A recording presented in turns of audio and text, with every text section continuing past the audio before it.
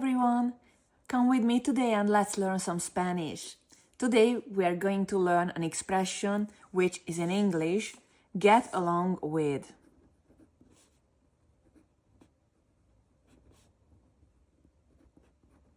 In Spanish, this expression is llevarse bien or mal con alguien. Why is this verb difficult? It's because it's a reflexive verb, so we often forget about the se, which in the sentence takes a different place. So let me now just show you how to use this properly in a sentence. Let's see one by one with each person. So the first one is yo. With yo, when we use a reflexive verb, we use me. Yo me. After conjugating the verb, we get llevo. If you are not familiar with the verbs in Spanish, how to conjugate them, obviously you have to learn it. But by now, let's just focus on this one. Okay, so we are going to conjugate this way. Yo me llevo. You know, in Spanish anyway, it's not necessary to use the personal pronoun, so yo could be just let out if you don't want it. Bien con Ana. I get along well with Ana. Let's see the next one, tú. Same here, you don't really need to say tú, and the reflexive word that belongs to it is te, entonces tú te llevas. Tú te llevas, and let's see an example, te llevas mal con tu primo. You don't get along with your cousin. Tú te llevas mal con tu primo. Okay, then let's see the he, she, it. If you are not familiar with usted, it's very easy to understand. Basically, this is the formal way to call somebody when you talk to him. So instead of you, basically you say usted.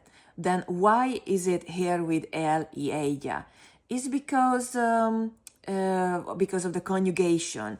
Usted is going to be conjugated different way, not with tú. Okay, but it will be conjugated like él y ella.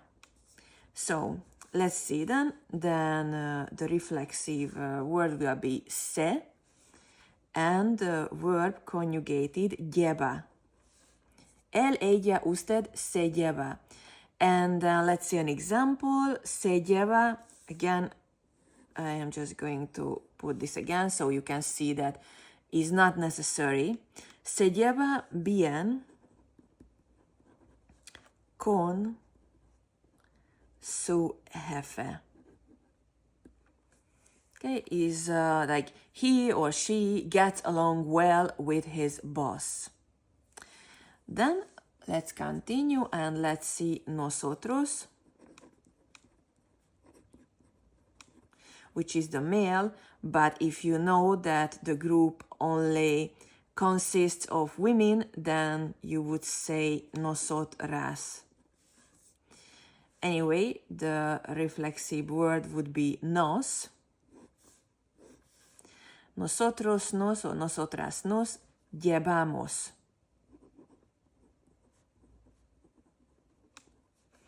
Llevamos y let's see an example. Nos llevamos mal con ellos. Okay, so we don't get along with them, basically, right? Okay, then vosotros and vosotras, again, female and male. And here we are going to say os. vosotros os o vosotras os. And the verb will change. Lleváis, okay, os lleváis. And let's make a question this time. Os lleváis bien? Okay, you know, in Spanish, you have to put the question mark not only at the end, but at the beginning too. In the case that you don't want to say vosotros or vosotras, you can just start the sentence here.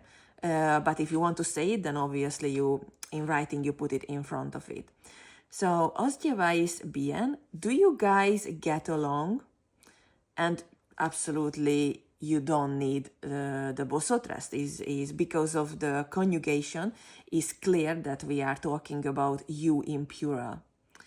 And the last one is ellos or ellas. I just make it short like this. And ustedes is the formal personal pronoun again, but this time is you in plural. Okay, so if you talk to somebody or some people, and you don't want to just call them friendly you. Obviously, in English, we don't make a difference like that, but in Spanish, yes. If you want to call them or you want to give them some respect and you want to show that you are not friends, you have some distance between you, then you are just going to say ustedes. Ustedes, and it comes with se and the verb llevan. Okay, and here we can say a sentence too that se llevan muy bien. Se llevan muy bien. They get along very well. Okay. Well, I hope I helped you with this short lesson. Tell me in comments that who you get along with, obviously in Spanish. The question would be that ¿cómo te llevas con? And we can say infinite examples. ¿Cómo te llevas con tu madre, tu padre, tu amigo, tu amiga, tu jefe, and so on. So let me know in the comments. Write some examples. ¿Cómo te llevas con? See you next time. Bye bye.